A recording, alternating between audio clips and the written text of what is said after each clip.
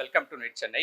இன்னைக்கு நம்ம புதுசா ஒரு பிசிக்ஸ்ல ஒரு நீட் எக்ஸாம்க்கு உரிய ஒரு புது கொஸ்டின்ஸ் டாபிக் பார்க்க போறோம். இந்த டாபிக் வந்து பிசிக்ஸ்ல வேவ் ஆப்டிக்ஸ். ஸோ இதுல வந்து நம்ம பார்க்கலாம் எப்படின்ட்டு. நமக்கு ஒரு கொஸ்டின் கொடுத்துருக்காங்க. என்ன கொஸ்டின்னா, ஒரு பீம் ஆஃப் லைட் வந்து செலுத்துறாங்க. அதோட கிராஸ் ஸ்லாப் வந்து, அதாவது மியூங்கிற வேல்யூ வந்து ஈக்குவல் டு 1.54 அப்படின்னு கொடுத்துருக்காங்க. ஸோ இந்த போலராய்டில் வந்து நம்ம ரொட்டேட் பண்ணும்போது, போலராய்டு யூஸ் பண்ணி அதை ரொட்டேட் ஆகும்போது அதோட வேல்யூ எவ்வளோ வரும் அப்படின்னா அதோட ஆங்கிள் எவ்வளோன்னு நம்ம கண்டுபிடிக்க போறோம். ஸோ இந்த ஆங்கிள் வந்து கொடுத்து நம்ம பிராக்கெட்ல அண்டர்ஸ்டாண்டிங்காக கொடுத்துருக்கோம். ஸோ இதை வந்து நம்ம கண்டுபிடிக்கலாம். ஸோ வேவ் வேல்யூ கொடுத்துருக்காங்க. அதை வந்து ரெஃப்ளெக்டட் லைட் யூஸ் பண்றது போது அது ரொட்டேட் ஆகுதுச்சுன்னா போலராய்டில் சேஞ்சஸ் ஆகுது.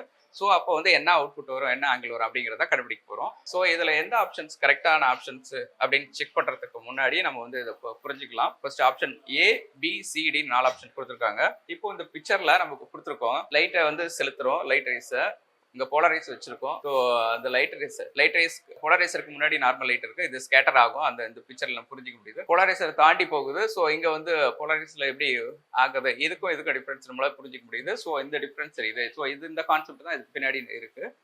இப்போ வந்து நம்ம கொடுத்துருக்காங்க மியூ ஈக்குவல் டு 1.54ன்னு. நமக்கு தெரியும் இந்த ஃபார்முலா வந்து theta equal to tan power -1 of mu அப்படிங்கிற இந்த ஃபார்முலால வந்து நம்ம இந்த மியூ வேல்யூ வந்து அப்ளை பண்ண போறோம். சப்ஸ்டியூட் பண்ணோம்னாக்கா theta equal to tan power -1 of 1.54. இது ஆங்கிள் செக் பண்ணோம்னாக்கா 57 டிகிரி அப்படின்னு கிடைச்சிருச்சு. இப்போ நம்ம இதுல இருந்து என்ன புரிஞ்சுக்கிறோம்னா, இந்த ஆன் ரொட்டேட்டிங் த போலராய்டை நம்ம ரொட்டேட் பண்ணும்போது அந்த light race is fully polarise ஆயிடுது. ஸோ அப்போ வந்து இன்டென்சிட்டி வந்து கிராஜுவலா குறைஞ்சிட்டு 0க்கு போயிட்டு திரும்பவும் இன்க்ரீஸ் ஆகுது அப்படிங்கிறத இதுல நம்ம புரிஞ்சுக்கிறோம். ஸோ இப்போ வந்து இந்த ஆப்ஷன் நம்ம இதுல புரிஞ்சிருக்கிற விஷயங்களும் வந்து நம்ம ஆப்ஷன்ஸ்ல இருக்கான்ட்டு சரியான ஆன்சரை கண்டுபிடிக்க பார்க்கலாம். இப்போ நமக்கு 4 ஆப்ஷன்ஸ் கொடுத்துருக்காங்க.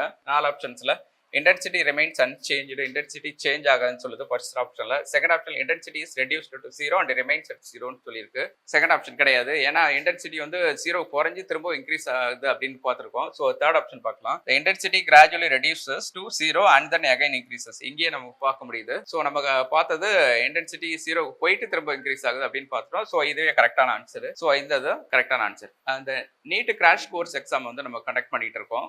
அதுக்கான நீட் ரிப்பீட்டர்ஸ் அண்ட் வந்து கிராஷ் கோர்ஸ் கனெக்ட் பண்ணிட்டு இருக்கோம். ஸோ இதில் உங்களுக்கு வந்து டவுட்ஸ் இருக்குச்சு அப்படின்னாக்கா நீங்கள் வந்து கொடுத்துருக்க அந்த காண்டாக்ட் டீட்டெயிலில் WhatsApp number, Instagram and location detail கொடுத்துருக்கோம். இந்த டீட்டெயில் வந்து நீங்கள் காண்டாக்ட் பண்ணலாம். தேங்க்யூ.